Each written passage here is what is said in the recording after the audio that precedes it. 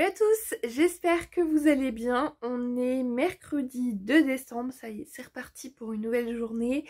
Il est actuellement 7h40, je viens tout juste là à peine de me réveiller, c'est pour ça que j'ai les yeux tout brillants, que j'ai la voix peut-être un petit peu enrouée parce que là vous êtes les premières personnes à qui je parle de la journée. J'avais, pour être honnête, un petit peu la flemme de descendre maintenant, donc je me suis dit que j'allais prendre le téléphone, ouvrir d'une part ce nouveau vlog et vous faire un petit point lecture sur ce que j'ai lu hier soir avant de dormir, donc de Pinocchio. Je l'ai pas fini finalement, le sommeil m'a trouvé avant la fin de ce livre. J'ai bien avancé quand même, j'ai passé la moitié, je vais le terminer doucement, tranquillement. Si ce n'est pas ce matin, ce sera en début d'après-midi, mais je le termine aujourd'hui et je vous partagerai bien mon avis final global et bien aujourd'hui. Bref, pour vous reparler un petit peu de ce que j'ai lu hier, j'ai bien avancé comme je vous le disais. Pinocchio est toujours aussi tête de bois, Pinocchio est toujours aussi têtu, et on retrouve vraiment le schéma du conte initiatique, c'est-à-dire que Pinocchio va faire une action, il va se trouver dans une situation compromettante, quelqu'un va lui dire « tu n'aurais pas dû faire ça », il va se dire « oh, je ne le ferai plus ». 2 chapitres plus tard, il recommence, il fait autre chose qu'on lui a conseillé de ne pas faire, donc il en subit les conséquences, il est plein de remords, etc. etc. Donc c'est vrai que quand on lit tout d'une traite, ça peut être par moments assez redondant parce que bien c'est toujours le même schéma, c'est toujours la même chose qui se passe encore et encore en boucle. Là je suis rendue au passage où il me semble Pinocchio devrait se trouver dans le ventre d'une baleine.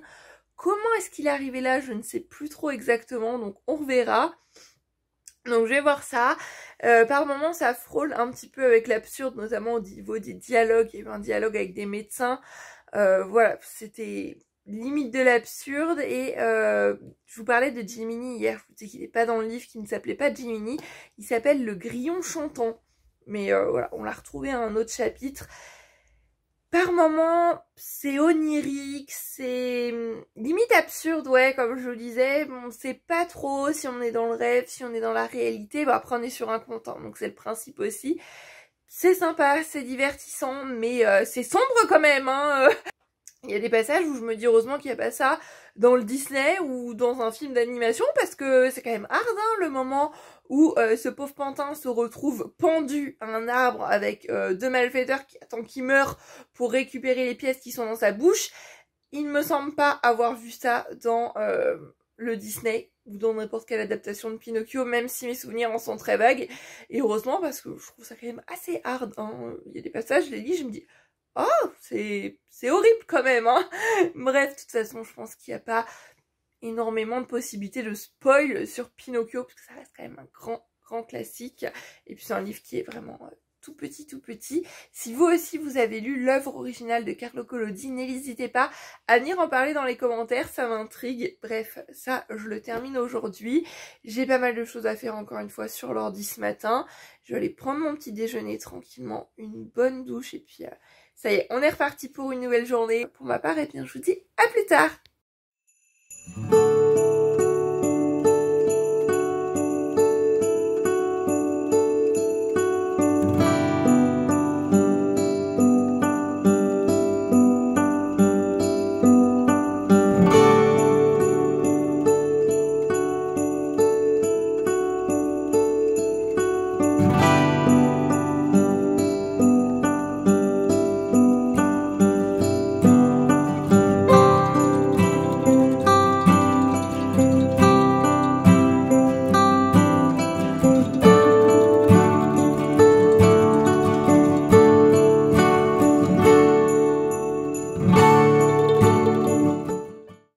Il est 17h30 et je me pose pour papoter un petit peu avec vous. Je me suis mise dans la chambre d'amis sur le lit parce que je trouve que c'est une pièce qui est quand même assez lumineuse, assez calme. Au moins là je peux vous parler tranquillement, posée. Alors j'ai pas fait d'effort aujourd'hui, j'ai pas voulu ni me maquiller ni me coiffer quoi que ce soit. Ma frange j'ai pas faite, j'ai mis juste un petit bandeau et c'est pour ça que ça rebique un petit peu dans tous les sens. Derrière ça ressemble pas à grand chose, mais c'est confortable, on s'en fiche. Je suis toute seule avec mon copain chez moi, je sors pas forcément.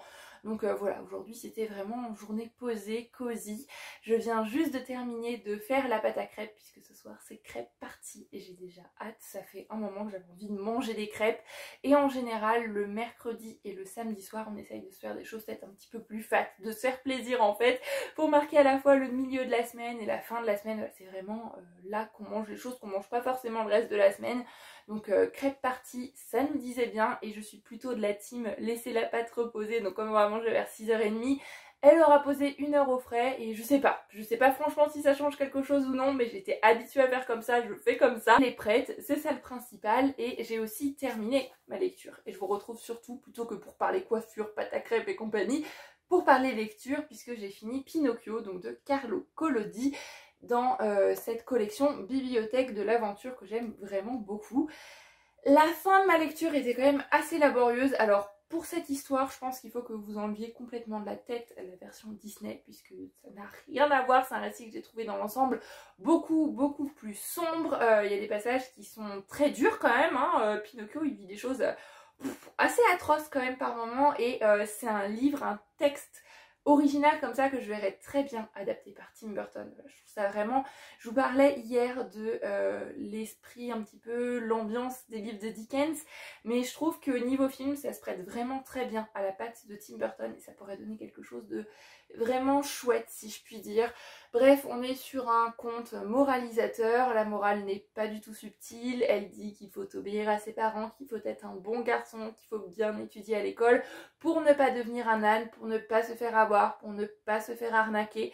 Il y a plein de petits dictons qui sont amenés comme ça, pas toujours de manière très subtile dans la lecture, mais on sent vraiment le message que veut faire passer l'auteur.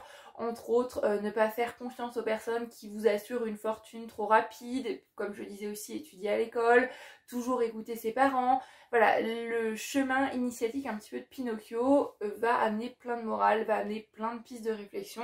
J'aime beaucoup le style, j'aime la plume, j'aime le fait aussi, comme je vous le disais, que Carlo Collodi prend à plusieurs reprises à partie le lecteur et on a vraiment l'impression qu'il lui raconte une histoire. C'est ce que j'aime dans les contes et c'est ce que j'ai aimé retrouver dans ce texte-ci.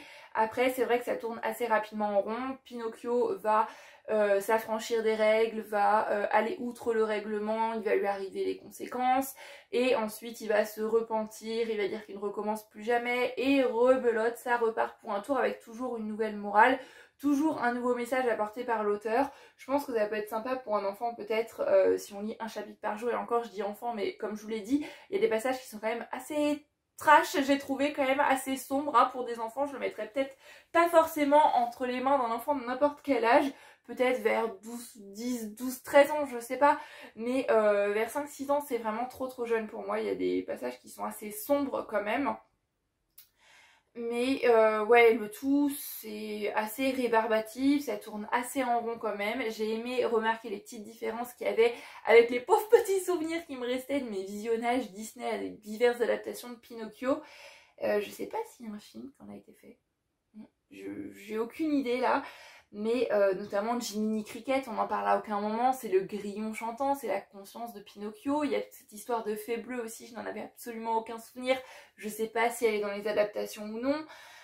Voilà, il y a plein de choses qui me sont revenues en mémoire aussi et c'était sympa de découvrir à la fois l'œuvre originale, de pouvoir un petit peu comparer avec les souvenirs qui m'en restaient. Je suis contente de l'avoir lu. Est-ce que ça va me rester en tête des années et des années? Je ne pense pas. Est-ce que c'était mémorable? Je ne pense pas non plus. Pour ma culture personnelle, je suis contente d'avoir lu le texte original. Est-ce que je le relirai un jour? Peut-être sous une autre version avec des illustrations ou... Voilà, sous une autre version peut-être. Je vais garder si précieusement parce que je l'aime beaucoup. Je vais peut-être le prêter à quelques personnes. Mais voilà, ça commençait à traîner un petit peu en longueur. Je vous disais hier que pour moi 142 pages pour un conte c'est quand même assez long et c'est vrai que ça aurait pu être vraiment plus abrégé. Il y a beaucoup de répétitions, beaucoup de choses qui sont un petit peu rébarbatives. Finalement j'aime beaucoup le personnage de Geppetto, c'est un homme qui a énormément d'amour pour son fils, on ressent tout cet amour là. Et on a la fée bleue qui va symboliser aussi l'amour maternel et à travers ces personnages on montre des gens qui sont prêts à tout donner, qui sont prêts à tout pour leur enfant. Je trouvais que c'était bien retranscrit, que c'était fort, que c'était beau. D'autant plus que c'est un enfant qui est désobéissant, qui est menteur, qui est têtu. Et ce livre nous montre que malgré tout, quels que puissent être les défauts de notre enfant, ça reste notre enfant et on l'aime quand même. Voilà, je trouvais qu'il y avait des messages assez sympas. Certains plus subtils que d'autres, c'est vrai, mais Pinocchio, mis à part à la fin de l'histoire, est quand même un personnage fort têtu, fort irritant par moments aussi. Il y a des moments où j'avais juste envie de le secouer et de dire mec, c'est bon, t'as pas compris la première fois, t'as pas compris la deuxième ni la troisième, au bout de la 10e, je pense que ça commence à rentrer dans ta petite tête de bois quand même. Voilà, il était un petit peu agaçant, c'est vrai, mais bonne lecture, ça se prêtait assez bien à la saison, c'était chouette, ça a été lu en une journée si je puis dire, j'ai commencé hier et je l'ai fini aujourd'hui. Maintenant, je vais passer à autre chose, je n'ai pas encore choisi ma prochaine lecture et je pense que je vous retrouverai avant de clôturer ce vlog pour vous dire ce que j'ai choisi, mais ça va sûrement être une romance de Noël.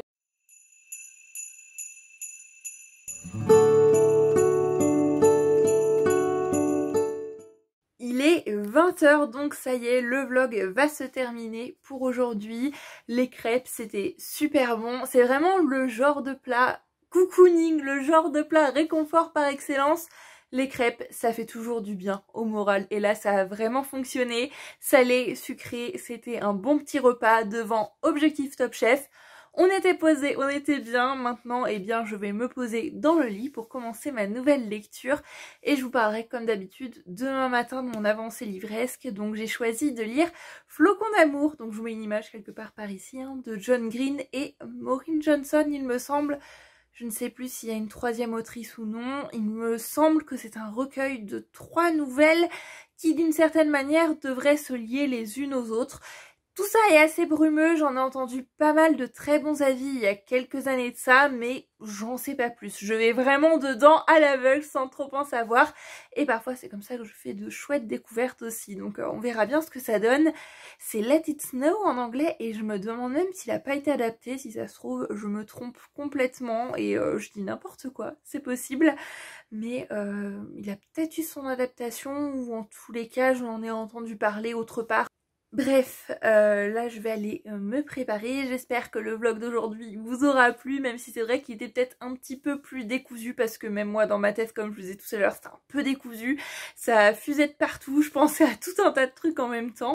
Je vous fais à tous plein de bisous, je vous souhaite de très très belles lectures et je vous dis à demain sur la chaîne Booktube pour un nouveau Bookmas. Prenez grand soin de vous, bye bye.